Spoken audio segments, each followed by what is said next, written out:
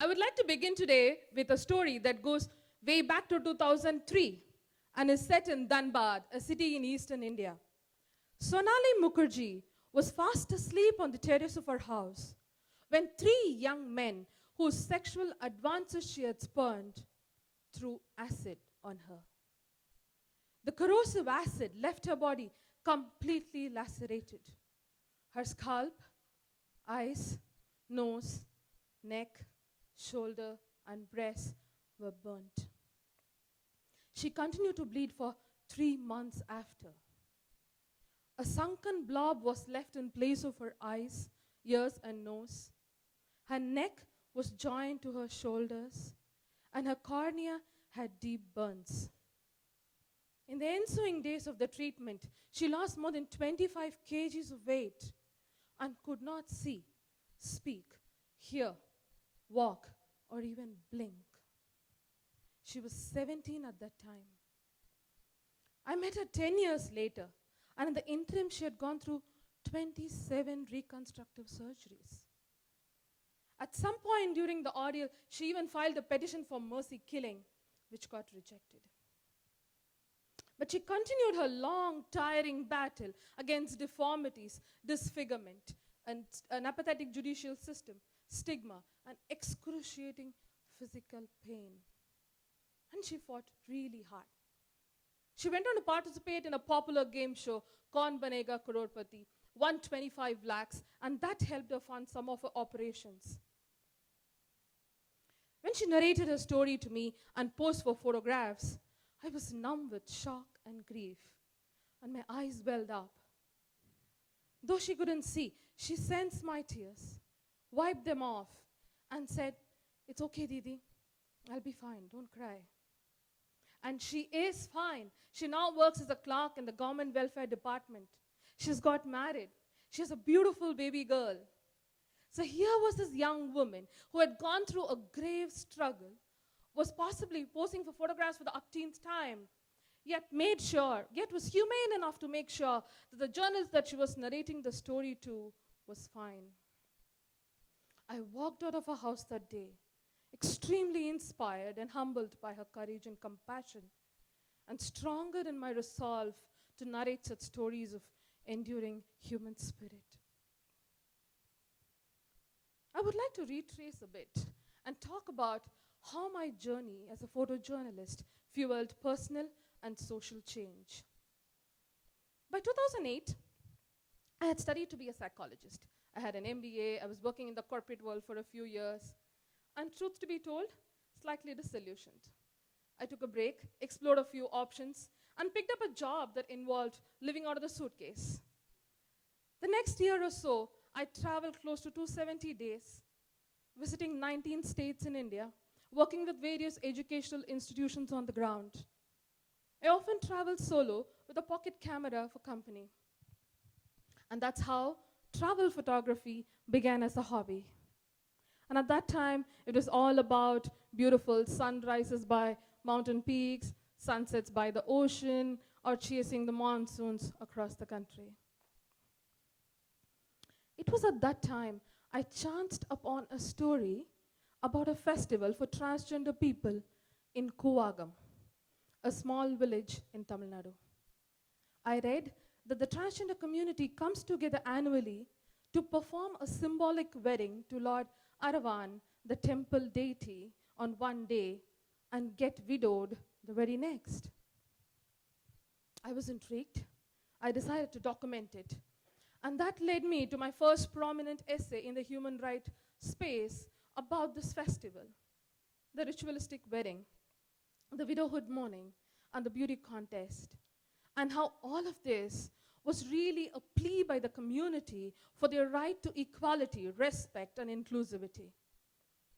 The photo essay became viral, and that gave me an opportunity to talk about identity politics and marginalization of the transgender community in various forums. The next couple of years, I was able to document a lot of local festivals in the country.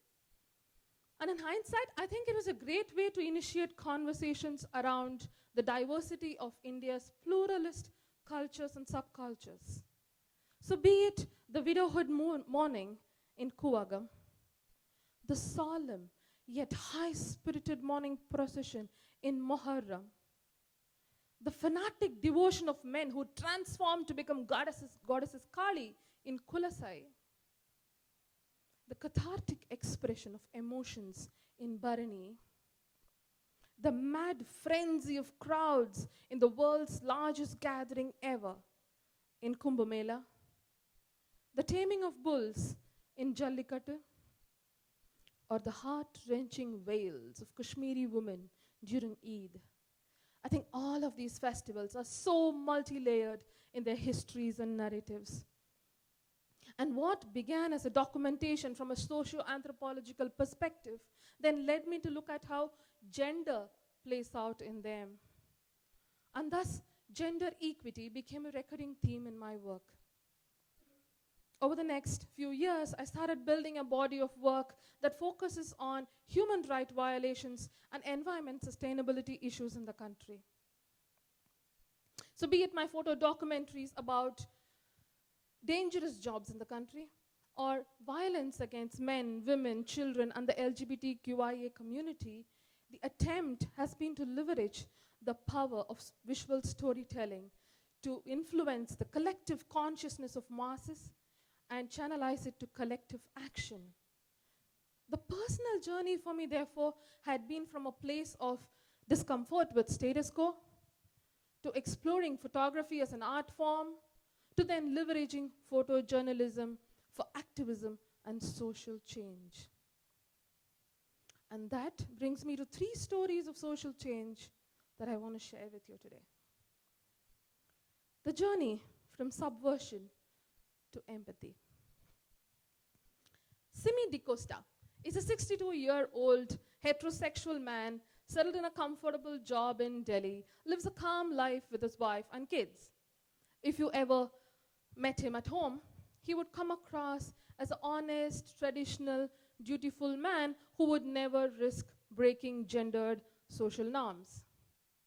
You will not guess that he is in fact a cross-dresser who loves to dress up in stilettos and short skirts, has a colorful avatar on social media, and inspires men around India to explore their feminine side.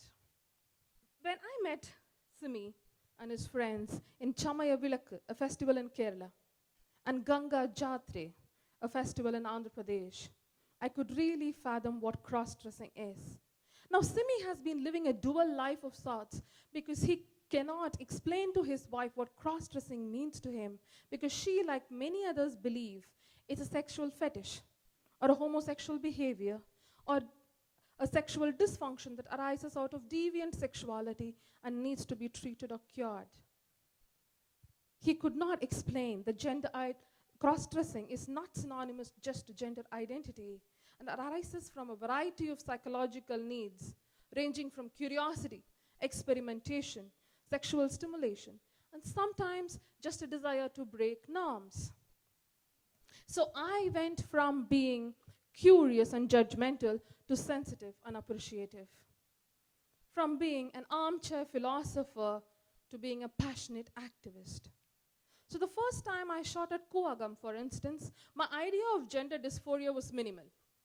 So all I did was to observe, listen, and narrate experiences objectively. But in the last few years, I've worked with the transgender community across in various contexts, and that's helped me gain a strong worldview about their rights. So be it Bharti, the first trans woman to be a pastor in Evangelical Church of India. Swapna, the first trans woman to clear 3 Tamil Nadu civil services exam. Prithika, the first trans woman to be sub-inspector of police. Banu, the first engineering graduate, now an activist. Or Revati Amma, the first playwright and author. All of them have helped me shape that sensitivity. And they've all had similar lives in the sense that they had a traumatic time dealing with parental unacceptance, discrimination, emotional abuse and mockery from school friends, and sometimes even suicide attempts. And they all had two choices: either to embrace the masculine ideal the world expected them to, or muster up courage to live their gender choices. And they chose the latter. The stories of their lives have traveled some distance in mainstream literature, helped subvert stereotypes, helped people imagine alternate realities, and create empathy. New research tells us that empathetic people are made, not born. While all of us have a natural predisposition to empathy, I believe that these visual stories help us build more empathy towards people who are unlike us. And now, the journey from empathy to resilience. Chutney is a 60-something activist who works in Eastern India towards ending witch hunting. I met her in Kinjia, a small village where 4 middle-aged women were barbarically lynched by 50 villagers. These women were dragged out of their houses in the middle of the night, beaten with iron rods, stripped naked, and hung to death from trees. They were faulted of having practiced black magic and caused the death of a 17-year-old boy who in fact died of cancer. Women who have been branded as witches across the country have had similar experiences. They've had their teeth pulled out, head shaved, breasts cut off, paraded naked, raped, and even murdered. Chutney was also branded a witch because she cracked an inappropriate joke. She was hit with an axe, made to drink urine, and thrown out of her village. And she lived under a tree for months with her children. This happened back in 1995. And in the last 2 decades, not only has she bounced back from the trauma, but is now living a life of purpose. She's helped more than 100 women from being witch hunted. She's gone around many villages in Eastern India, creating awareness about superstitious beliefs around witch hunting. I've come to believe that stories of people like Chutney and likes have an extremely powerful positive in them. They inspire people who've been wronged to rebuild their life from scratch and build the muscle of resilience. Research, in fact, says that resilience is also an acquired skill, and people find meaning in and personal growth from traumatic experiences of others. In psychology, we call it vicarious resilience or vicarious growth. And lastly, the journey from resilience to action. I documented a variety of protests and social justice movements in the country. And the photo stories about these protests were making people impassioned, but not much action followed. I experienced what's popularly called as slacktivism. So people would like a photograph on Facebook, they would retweet a story, sign an online petition, but nothing would change on the ground. There would be outrage, no action. And truth to be told, it was pretty disheartening. But something happened that made me believe that slacktivism is possibly the first step to a lasting social change.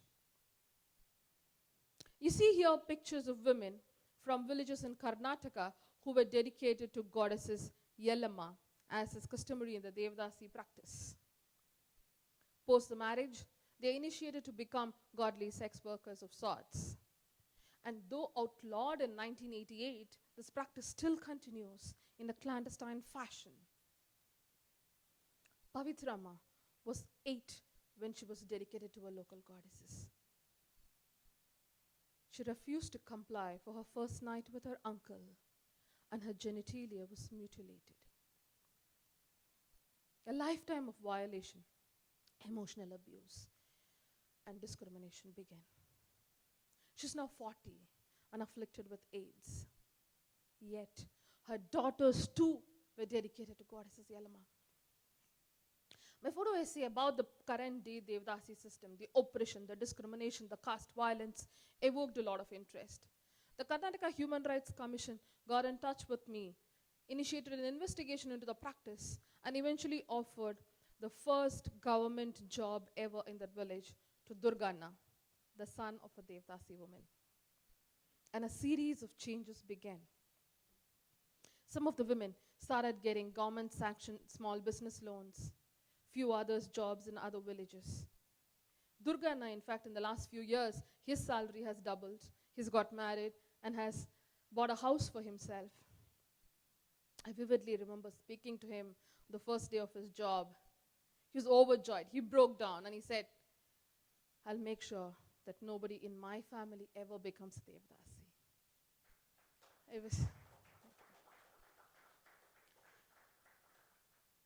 I was overwhelmed to know that a small effort of mine had sparked a huge change for the entire village. Now, over the years, some of my friends and acquaintances have called my work dark. In fact, a friend on social media messaged me to say, I hope you're not showing those pictures of acid attack survivors in your TEDx talk. It's pretty distressing. That discomfort right there is the reason I put those pictures in the beginning of the talk. Because sure, on the surface, these pictures are heartbreaking. They are distressing, painful, dark, disturbing.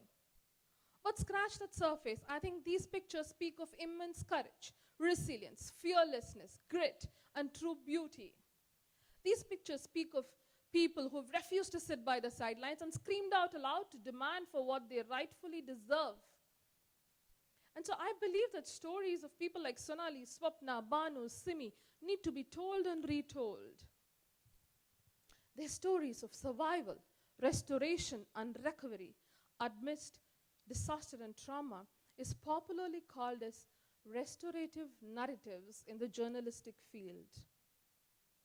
And I believe they are restorative narratives that focus on what's being rebuilt and not just what's broken. It's extremely important for us as a society today. And they can bring a paradigm shift to social justice movements.